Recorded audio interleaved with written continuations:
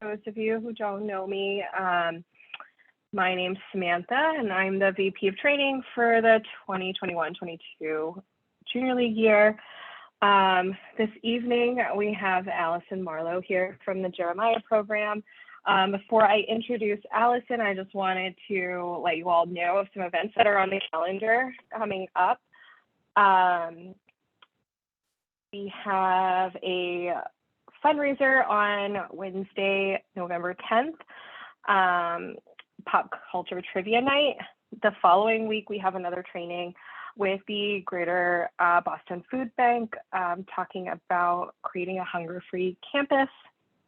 That week as well, we have a social event, which is a speed dating Meet Your Next Jail Boston BFF event. Seems like that'll be really fun. And yeah, so I just wanted to plug those events that are coming up. For this evening, we have, like I had mentioned before, Allison Marlowe here with us from the Jeremiah Program. Allison, I'm just going to give a little bit of bio, joined the Jeremiah Program from Youth Build Boston as its Director of Programs and Operations, overseeing the organization's public grants, reporting compliance requirements, as well as leading new initiatives and strategic partnerships. Prior to that, she served in many different leadership capacities at Action for Boston Community Development for nearly 2 decades. Allison holds a Bachelor of Arts in Poli-Sci with a concentration in Black Studies from Swarthmore College and a graduate certificate in Community and Human Services Management, Public Administration from Suffolk University. So without further ado, I'll pass it off to Allison and let her get going on today's talk. Hi, everybody. I am trying to share my screen and see you. That's not working so well. It's okay. Can someone just nod to me, Sam? You can see Jeremiah Boston, bright orange slide. I am seeing you on my screen. I don't see any slides.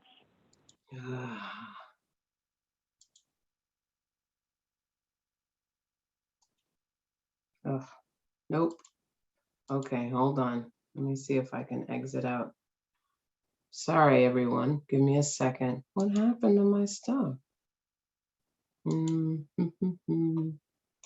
Okay, someone save me. How do I exit this view? Usually if you just hit escape at the top, it should let you. Oh, thank you. Okay, let me try this again. I was starting to panic. All right, share screen options. Multiple participants? No. Let's try this. You're still not seeing my screen. Okay. It says share screen.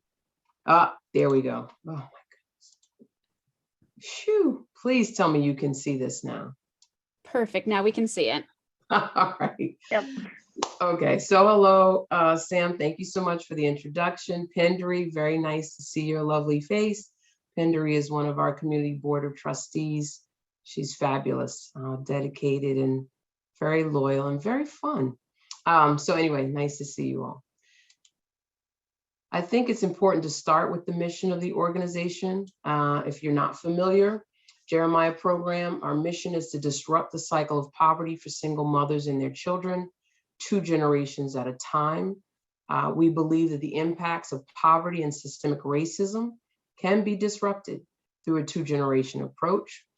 But we also believe in investing in both the single mother's vision for her future and the education of her children. We don't think she should have to choose.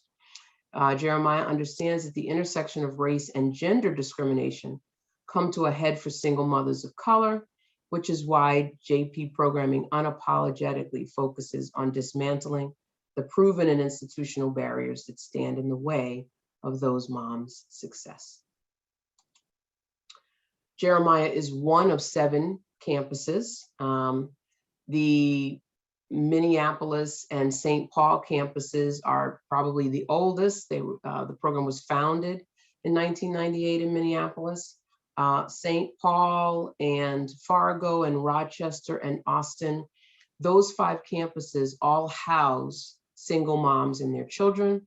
and they have child development centers on site. So that was the model that it was originated some 20 plus years ago.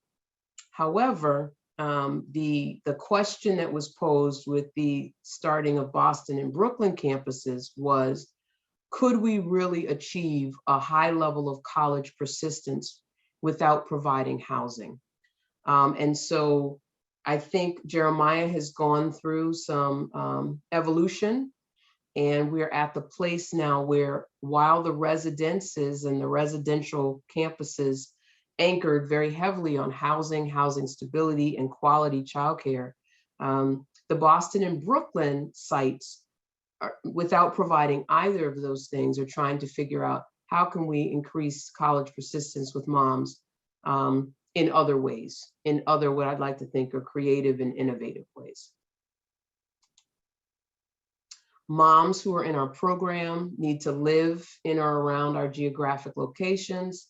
They need to have a GED and a high school diploma, or a high school diploma, excuse me, have to be at least 18. As I mentioned, at the residential campuses, because the desire was to have these moms send their children to the on-site childcare centers, eligibility was 4 and under at those residences. But because we didn't have that stipulation, we really tried to look at the age of a young person, where could we be most pivotal? There's a saying that children learn to read between the ages of 0 and 3rd grade, but 4th grade on, they are reading to learn. And so we actually arrived at that age of 10 with the hope that we could disrupt, however you call it, the cradle to prison or the school to prison pipeline, by trying to target children in 4th grades and under, really get them school ready, because ultimately we would like both the children and the moms to be college bound and college credentialed. And then lastly, we really are looking for moms who are anchoring in or prioritizing college attainment. They do a quick application. That application screens for eligibility. They do a much more detailed intake. They're notified by staff out of our Minnesota location. That's where kind of eligibility and screening happens. And then they are introduced to the campus and the campus staff once they move further along in the process. And because I can only see Sam, if you have a question, you might have to put it in the chat or find some way to communicate to Sam. For some reason, she's my one view, and she'll have to read the room for me. I haven't really, matter of fact, I think I'll change this order. Can I do that? I can. Our guiding principles. Moms should not have to choose between investing in themselves and investing in their children. We believe that the disparities between women experiencing poverty and their more affluent peers can only be dismantled by aggressive investments in the very women closest to the challenges. I think Ayanna Pressley used to love to say, the people closest to the pain should be closest to the power, something similar to that. And that women experiencing poverty can serve as key bridge builders between decision makers and communities to scale the solutions they come up with and they identify to meet the needs of the families and the communities they're in. Why did I move the guiding principles ahead of this bright orange thing? One of the other narratives we're trying to debunk at Jeremiah is that there's this stigma and this negative kind of connotation with single motherhood. That women experiencing poverty, and we're very intentional about describing them that way, as opposed to poor women and poor women of color and poor single moms. There's been a narrative created about them in this country often that they are lazy, they have made poor decisions. And we want to be really clear that if you are experiencing poverty in your parenting and you have set a goal to go to college, and you have reached out and applied to a program like Jeremiah, you are in fact doing all the right things and have demonstrated a ton of skill and a ton of flexibility and creativity. And so we really wanted to be clear that one of our guiding principles is that our moms are already great moms and they're already leaders. We're just tapping into what they may not believe themselves or may not get reminders of as they look around in the stories we tell ourselves in this country about who deserves and who's achieving and hardworking. This inside out strategy of kind of reframing the narrative, we have three approaches. We talk about the fact that poverty is not an economic issue. It's actually a social justice issue, that there are systems in place that are built on having a poor class of folk, and that, you know, it's not enough to talk about the math of it, that you really have to talk about the institutions that play into generational poverty, not just poverty, but the fact that generation after generation, there's some intentional barriers put to amassing wealth for a certain group of people. And we at Jeremiah want to talk about all of those issues, not just an individual choice our mom made at one point in her life, but that she exists within a larger system. And unfortunately, that system's not always built for her success. We talk about refocusing the conversation, that single moms experiencing poverty are in fact great moms. And we lean in there and reaffirm that for the moms, remind them, because a lot of them come in having owned that narrative, that they're poor planners or poor decision makers. And we think there's a lot more to them than that. Then this last inside out strategy has to do with getting our moms at the tables where decisions are made about the policies that, you know, have a disparate impact on them. Talking about college access, housing stability, welfare reform, childcare, wages for the kinds of work that our moms were doing during COVID.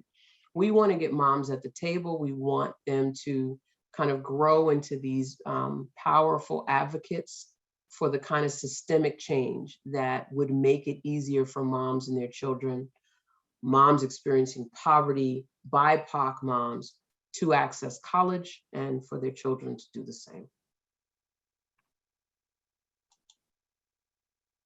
What's the value? As I mentioned, Jeremiah founded 20 plus years ago. There were 5 pillars that Jeremiah always talked about. We're still holding to those pillars. It is just in the non-residential sites, there's a special emphasis around housing and childcare that we are not providing, but that we may be partnering with other institutions and organizations that do that work, that we're looking at those issues as critical issues for stability for our moms. But unlike our 5 sister campuses in the West and the South, we don't provide those pieces. I will talk a little later about some of the great things we do, though, to fill in the gap. Moms get personalized coaching. We are laser focused on single parent moms and their children. We don't want them to have to choose, and we try to invest in both mom and children. We're committed to delivering programs through a racial and social justice lens. And so my timing as director of Jeremiah Program Boston at the end of September 2022 was still right in the midst of all of the kind of racial awakening we talk about, and that Jeremiah really leaned in to all the different ways our moms were being impacted during this time. And then we're invested in the full journey of a mom and child's economic mobility. I will talk about some of the wonderful things we're doing that support that. But college access and career support, quality early childhood education, safe and affordable housing, empowerment and leadership, career training, and our supportive community are the 5 pillars undergirding Jeremiah. No questions? Am I going too fast? Should I take a breath? I don't see anything in the chat, so I think I'm good. Yeah, okay. Sam, you got it. All right, good. When we talk about our mom's time with us, we talk about the Jeremiah journey. And so all moms start with an empowerment and leadership course after they're deemed eligible. We typically recruit moms twice a year. This may have some interest to those thinking about volunteering. Twice a year, February, September, typically we will be bringing in new moms. This past September, on September 20th, we had 62 moms apply to the program. 47 were deemed eligible. 40 started the week of September 20th. At this point in time, we still have held on to 32 of those moms We're in week 6. And typically if mom makes it halfway through, she usually makes it all the way through. Empowerment and leadership is one of our more, it's one of our more compelling program aspects. And moms will say if they didn't do anything else with us, they loved and remembered and would take empowerment and leadership again and again. It's eye-opening. It's 90 minutes a week. Moms will be assigned to a facilitator who may have moms from the Austin campus, Brooklyn campus, Minneapolis campus. So it's a chance to get to meet women outside of their local geographies. And they'll meet with that facilitator and that cohort for the full 12 weeks, and then begin to really get attached to their home campus. This next period, you see 1 to 3 weeks opting in. Is Jeremiah, is college persistence something you are prioritizing?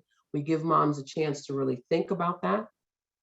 Given when completion of E&L will be, moms get 2 to 3 weeks towards the end of December, early January, to really think about whether or not they can opt into college. If not, they're allowed to look into college matriculation for the summer, but we are looking for either that immediate semester or no more than 2 semesters following E&L completion that they begin school. They're going to build their blueprint, which really is just visioning board, goal setting. What do you want in your life? We believe moms are the architects of their own solutions.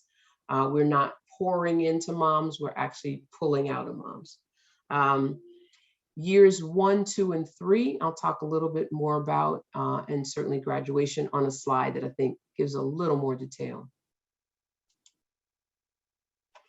This is the journey. One of the things I'm proud of in the past 3 months, the campus leadership team, they're not all housed in Minnesota. We have some team members who live in Los Angeles, some in Washington, D.C. They created a coaching framework that helped design for the moms kind of their path with us beyond E&L. Moms could be with us 3 or 4 years. Boston actually has a very high retention rate. We tend to keep 81% of our moms through their not just E&L, but that first year where the expectation is that moms are meeting with coaches every other week, 45 minutes a session for that full year. That's the dosage of year 1. And Boston has been able to keep 80% of its moms. In years 2 and 3, we're digging a little deeper into investments, into, for example, 529 accounts, putting money into accounts for a mom for every semester she's in school, starting to do that career networking. I know this is small. I see you leaning in. Here, I'm going to go to this slide because it might show up a little bigger. Yeah, sorry. I got on bifocals too, so I'm struggling with you. Basically, in each of those years, in each of those steps, we're just trying to be clearer and clearer about what we offer moms. So it became very apparent 2020, 2021, moms needed more mental health supports. They needed more things in place to kind of grapple with all that was coming at them as women of color during COVID. They were homeschooling, they were protesting Black Lives Matter. Who knows what they were going through, but it was a lot for all of us. And again, these were single heads of household experiencing poverty, grappling with this. We provided summer camp and tutoring for our moms' children in 2021. We were able to provide private individual tutoring based on a diagnostic. Our partner is Ann's Christian Learning Center. They're in Dorchester. They're BIPOC led and predominantly BIPOC staffed. And they provided one-on-one or group tutoring for children. I think it was like October through December. No, that's not true. That's not true. Is that true? Oh my gosh, that's bad. I know it was 6 to 8 weeks. Give me a minute. When was it? Okay, I remember. I'm sorry. It was it's all blurring sometimes. It's April to June. They got an 8-week session. This fall, starting next week, they're going to get a 6-week session. They'll take a break during Thanksgiving. But this is kind of weekly, sometimes twice a week, depending on the need of the child. Jeremiah is paying for that tutoring. We also were able to encourage our moms to enroll their children in camps. That was a little dicey this summer. As you can imagine, there were concerns around COVID, and yet kids had been cooped up in rooms and on laptops through the pandemic. And so where there were outdoors camps, where there was some confidence that camps were being well run, safe, distanced, we encouraged moms to sign up. We paid and subsidized those slots as well. Moms will be getting some resume job search supports. We're currently building a corporate volunteer program. I tried to have the beautiful 4-page flyer for that ready for tonight. I tried, but they just couldn't give it to me. So I promise you, Sam and Pendry, I will get it to you. And I'm told I'll have it before the end of next week. But it's really kind of crafting out a 10-hour commitment over 5 weeks where you could be matched with the mom, talk to her about your career path, your journey, your college major, how you found yourself in the role you're in today. We might ask you to look at her LinkedIn profile or help her set one up and really give her tips because the goal will be that 10-hour sprint. The goal will be to try and for mom to be able to secure an interview. Moms need that experience, that practice, and you could be a guide. We are setting up 529 accounts for Jeremiah children, I'll call them, and whether mom stays with us a year or 4, for every semester she is in school, money will go into that 529 account and she gets to take it with her to support her children's college experience when she leaves. I also just want to mention that we do have an alumni program and community.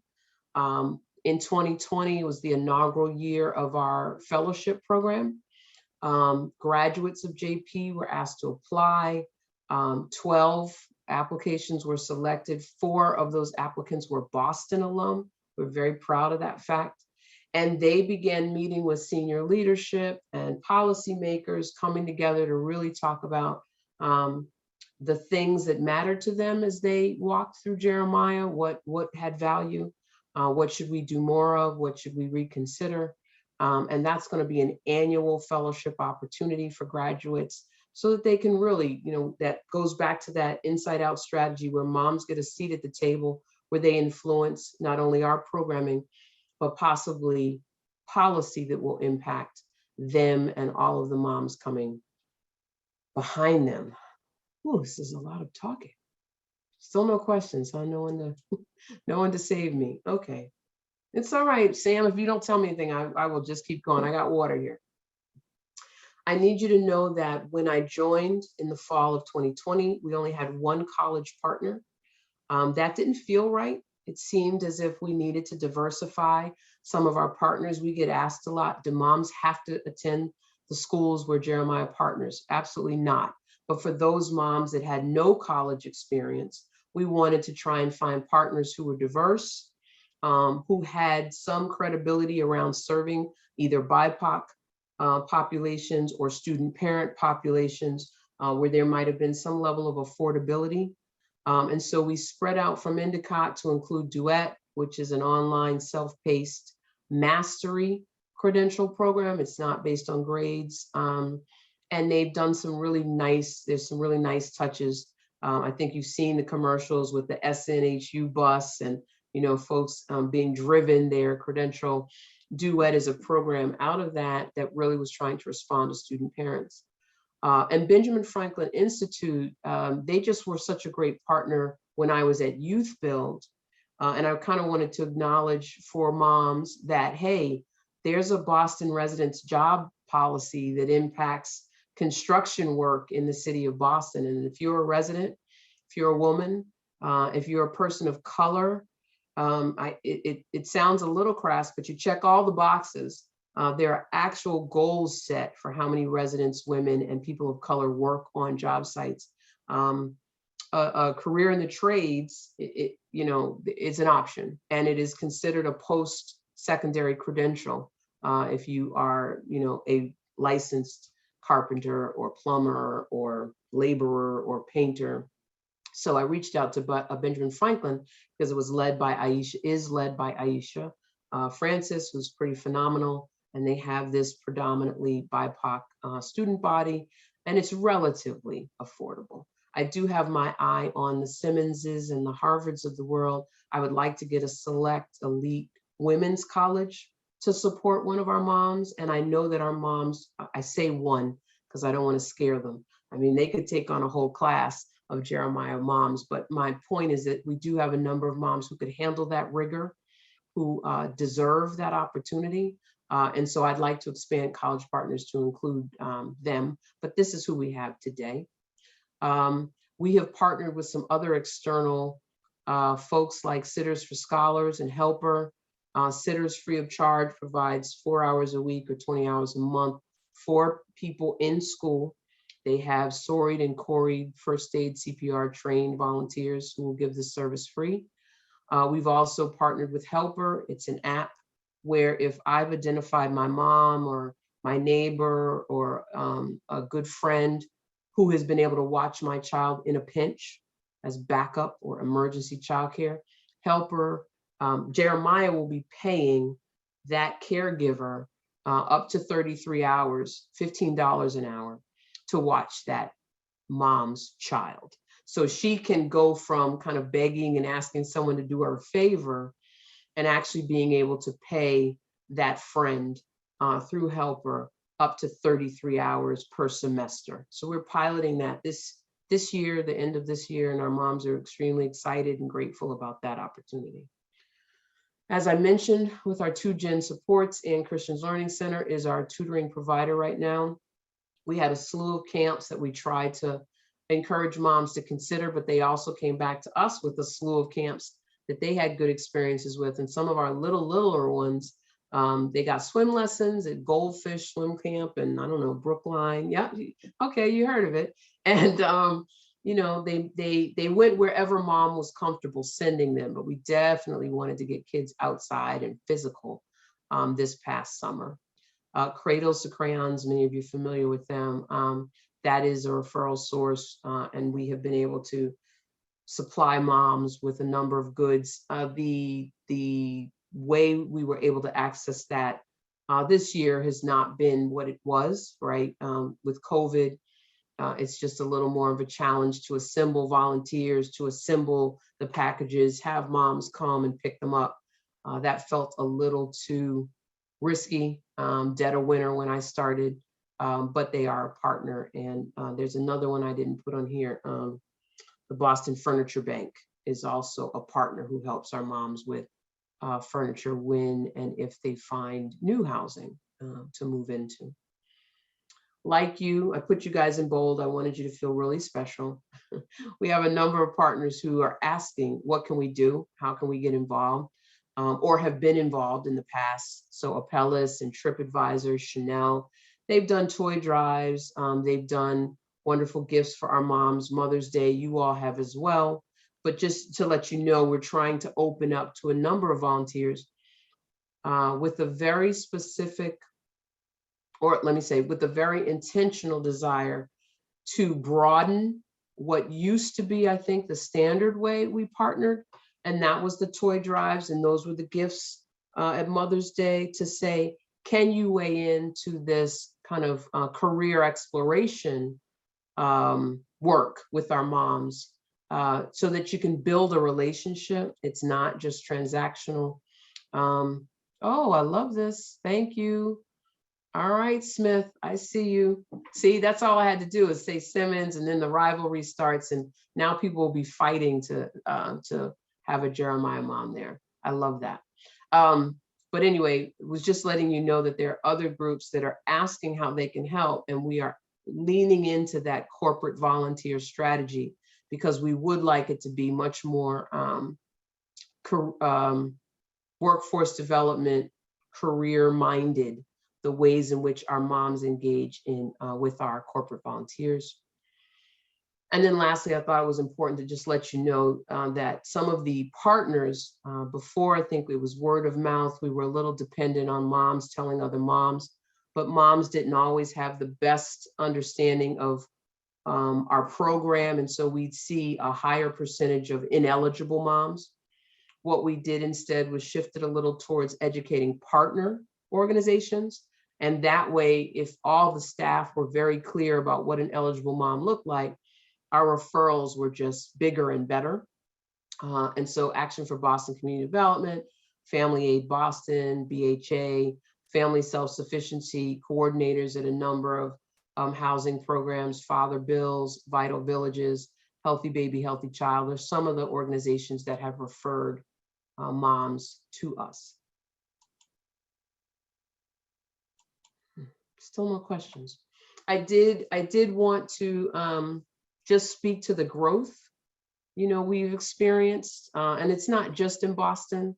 It absolutely has been nationwide. Again, my first recruitment cohort, first E&L, was November of 2020. We had 6 moms and only 3 were eligible. In March, we grew to 8 moms and all 8 moms were eligible. In June, we grew to 20 moms. And as I mentioned, 40 moms started September 20th. So we are growing. I don't think there's a goal to get much bigger than that. I think 40 moms per empowerment and leadership cycle, that's about where we're going to stay. We do count on some attrition. Not all moms who start will finish. But again, with that high retention rate, there's a good chance that out of 80 moms in 2022, what's that math? That's 64 moms. And that's our goal, kind of 65 to 70 moms a year is the number we would like to bring in. But you can see from this graph that, our number of moms and families has more than tripled, quadrupled is the projection for 2022. But I think this fall and this summer absolutely demonstrated that we can get there, growing by leaps and bounds. Currently, we have 63 moms on our roster. Every semester, we kind of reassess to see who's still on track. But that's an active roster. And those 60 moms have about 135 children. So we like to say we're serving about 195 women and children this year alone. Okay, seriously, I gotta stop. I gotta take a breath and drink of water. I can't see you all. I do have just 2 more slides that kind of lay out how you can get involved. But if you don't mind, I would just love to kind of see your faces, get a read of the room, get a sense of, what you didn't understand or what other things I didn't cover. And then I'm happy to talk to you about how you might get involved, if that's okay with everybody.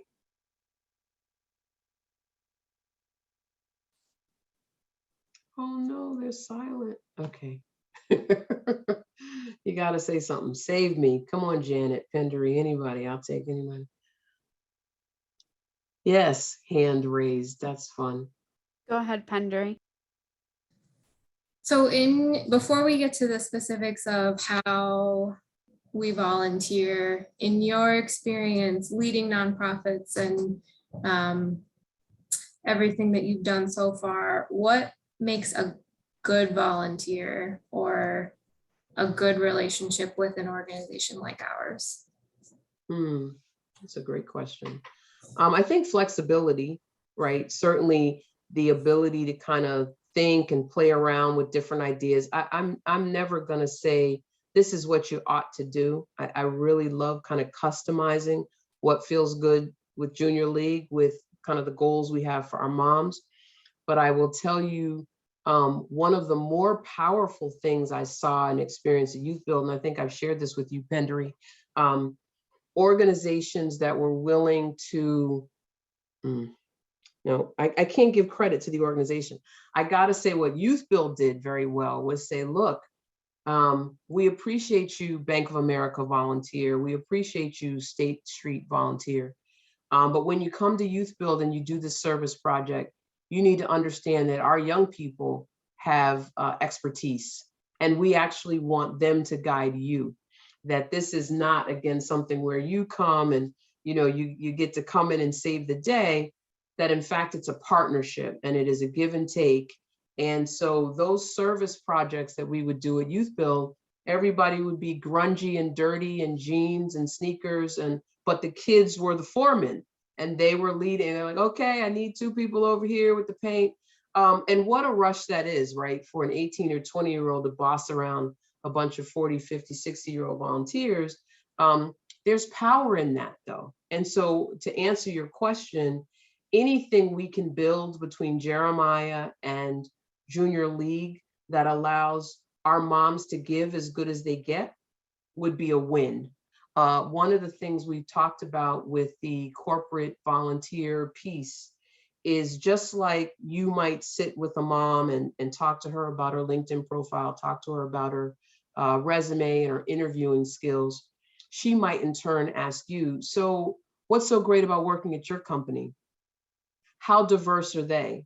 As a woman of color, what could I tap into that would make me comfortable and want to work for you? How competitive are your benefits? What do you do for childcare? I mean, I think, our moms need to come to the table too and be very clear that they as well have expectations and experience, and that their needs deserve to be met. And so I could envision something, especially around the workforce development piece, where there's an exchange, a very honest exchange, and one that puts moms on a level playing field with our volunteers.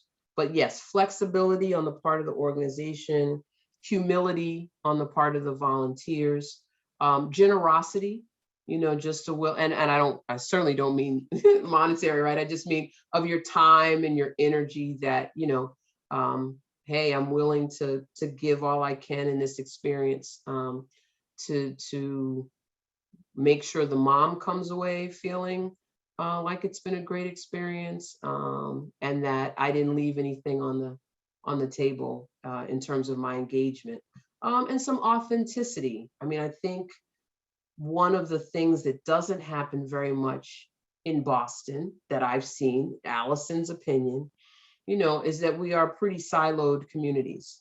And so how many opportunities would you have to talk to a mom living in a housing development in Roxbury? When would that happen for you naturally or organically? Might not. And so it should be an exchange, and it could be a way to kind of really break down some barriers and grow some understanding and really find commonalities. We would do that a lot. This is the last crazy story. I'm with these guys and I'm telling you, they're like big wigs at Starbucks. They're like VP, executive VP, and they're sitting with a group of kids and they're having this really loud, boisterous conversation about who sells the best chicken. And they are fighting between like Popeye's, but they were legitimately like energized over this. And it really just told you at the end of the day, we're all foodies. We all have preferences. We can all talk about it. But it was just a great example of there were no titles at that table. And some of the Starbucks guys were losing because their chicken place was greasy and didn't have any, I don't know, vegan options, whatever it was. But it was a fun example of just how you can level the playing field there between two groups of pretty different people. Pinder, I talk a lot. I know it was a long answer. Did it answer your question? It did. Thank you. Anyone else? And I know is this 6:30 to 7:15? Is that what we're scheduled for? Or is it longer than that? I just want to make sure I'm not running out of time and then I get back to the slides. No, you're completely fine. We had it till 7:30, but that's totally flexible. So whatever you feel is comfortable with you works for us. Okay. Well, I'll give you 30 more seconds if there's any other question before I talk about how you might participate. Come on, Eliza, you're smiling. Janet was smiling. You guys got nothing from me. Just gonna smile and let me drone on. You're killing me. No, really?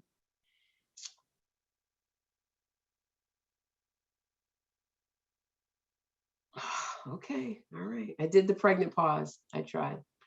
So the last couple of slides I have, Chastity Lord is the president and CEO at Jeremiah Boston, and she has this expression, which I love. She talks about, Jeremiah needs doers, donors, door openers. And so there are a number of ways to get involved, some that Pendry know and are close to, and some that are not. You could certainly donate to Jeremiah. We'd appreciate that. And you see it's the first bullet I mentioned just to get it out the way. But it's also probably the easiest. We have a community board of trustees. They're an advisory board. They are not responsible for governance. They don't have fiduciary responsibility for our campus. However, we are very interested in people who love our mission, have extensive networks, and are willing to talk about Jeremiah, not to maybe just their friends, but the organizations they work for, their communities of faith, where they volunteer. We're looking for folks who are willing to be the face of some of the issues that we're fighting, either for or against, depends on the day and the rooms we're in. But that's another way you could contribute, is to explore and certainly talk to Pendry about her experience as a community board of trustee. She's head of our policy committee. Our policy committee is looking very specifically at affordable childcare and just kind of the childcare profession. That's being discussed heavily right now. We're looking at student debt, also something that's been on the minds of a lot of folk. And lastly, kind of this workforce development, career opportunities for our moms. These are policy issues. Pendry can give you an earful. But if you were to join or consider joining, we have a policy committee, a key performance indicator committee, and a committee that looks more specifically at recruiting new CBT members and fundraising. So there's stuff to do. And then there's this corporate volunteer program that I mentioned earlier. We are hoping to launch it next year, so in like 8 short weeks. We're looking to talk to organizations at the highest level, really see what commitments they can get from their employees at all levels, see if they would commit to this 10 hours over that 5-week period, 2 hours a week, and work one-on-one with our moms, and giving them some real practical career-ready support. I will say there was a time where, especially at Youth Build, we thought we should only be doing this with kids who are right about to graduate, right? Who demonstrated this level of polish that would make you comfortable introducing them to a mentor or a volunteer. But the reality is, we want our moms to start meeting people right away, early on in their journey, because it should inform or could inform what college majors they choose, what career tracks they look at. And so, I think at a time we were looking at giving you our 2nd and 3rd year moms, but I'm trying to shift some of that thinking, and why not have it be a 3-month-old mom if she's passionate and interested in the field you're in. I'd love to connect you to her. I understand that Junior League has some programming that it does that was very attractive to me. It sounded like you're doing work already with high school seniors, juniors. And I liked that because while our moms are older and they are moms, many of them are in some of the same places or spaces traditional 17 and 18-year-olds might be, with thinking about college and thinking about a good fit and thinking about majors. And so I think there's a chance, a possibility, an opportunity for the stuff that you've already created and built around that program to perhaps be moved over and utilized with our moms. Oh, thank goodness. So now I am officially done, and you can choose to be quiet for 15 more minutes, but that's all I got. And I'm only wired to kind of answer questions at this point, or share with me what if I missed some things, if there were some holes in what I presented, if you need to know more about what we do.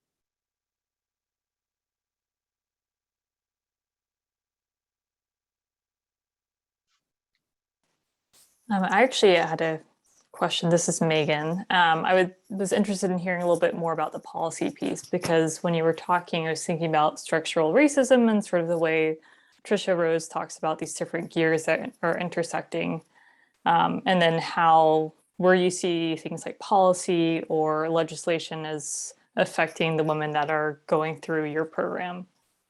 So what are like the biggest issues that maybe advocacy can help with? Pendry, you know I'm not going to answer that. You knew that. I was ready. I pulled up my outline because I knew she was going to throw me under the bus. No, it's not throwing you. You're the head of the committee. Throwing you, I'm putting you in the driver's seat of the bus, not under. All right. So I should probably introduce myself first. So I'm Pendry. I am currently a sustainer in the league, but when this partnership between Jeremiah and JL Boston came to be in 2017, 2018, I was the first chair of that program, and it's evolved since, but during that time, I was also invited to join Jeremiah's board of trustees. So I kind of split both worlds at the moment, which is great. But Allison and I have been working closely on Jeremiah's brand new policy group. This is new for Jeremiah as a whole and definitely in Boston. So we don't have all of the nuts and bolts figured out just yet. But as Allison said, there are three main buckets that Jeremiah, as overall, all the campuses are focused on: childcare, student parents, and this workforce development piece. So that is the goal that comes from Chastity, the CEO, that's trickling down. How we are doing that in Boston is a little bit to be determined. We think that because Jeremiah is actually sort of new to Boston, it's been around in Minneapolis for years and years now, very well known. We're just getting there here. So in order to get the Jeremiah name out there, introduce movers and shakers in Boston to the committee, we will be joining on to what other groups are doing, similar to what the Junior League has done with the Crown Act and some of our advocacy work on that side. Jeremiah will be doing the same thing with other similar organizations.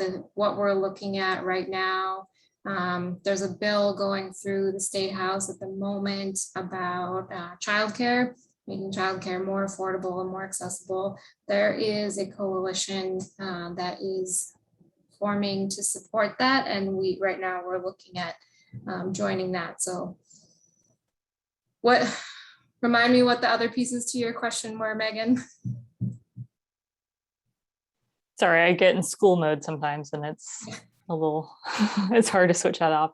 It was just mostly about that, or what kind of legislation you all were looking at, and just kind of what you see as the biggest barriers to women returning to education, and that can be acted on through policy change. Yeah, I would say that childcare is really having a moment right now. I've seen a lot of it because of COVID in the news, a lot of studies being done, a lot of articles. So that, I think, is maybe one of the lowest hanging fruit right now. I think we are also very lucky to be in Massachusetts and in Boston specifically, where these issues are top of mind for everyone. We have Elizabeth Warren, we have Ayanna Pressley, all of these people who we can count on will fight for these things.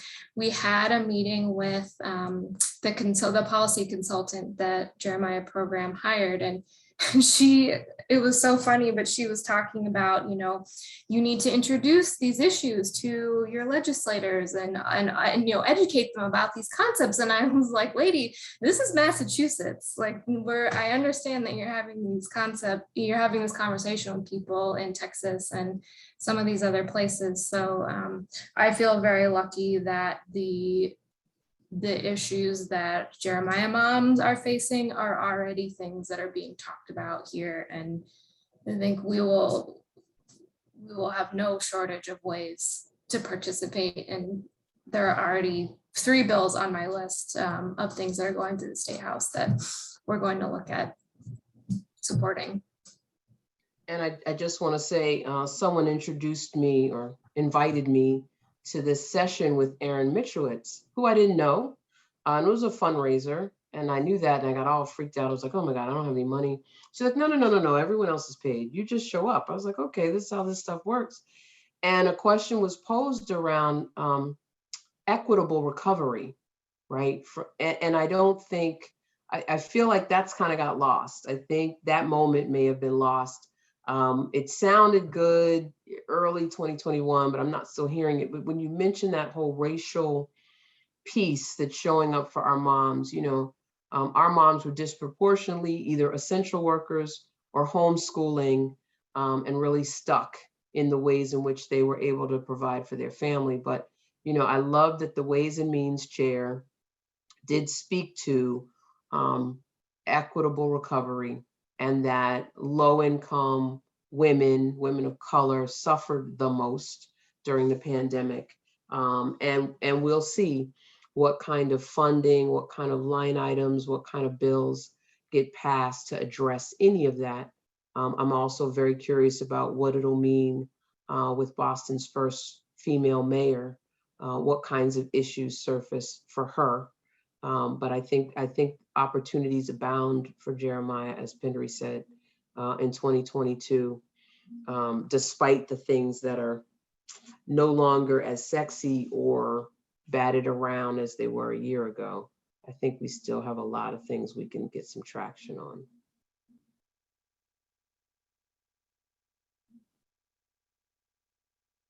Man, this is a quiet group. We might need music next time, Sam. I'll just come with the soundtrack. We need some music on this call, but that's okay. Any last minute questions? So can I ask a question? Is there anyone here who might want to reach out and talk to Pendry or I about Jeremiah? If so, I know that my email was on the slide, but the slide is now gone. So I'll put it in the chat. Pendry can put her information in there. I would love to talk to anyone who wants to talk to me about our mission and our work and our impact, and have so appreciated being given the time to present to each of you.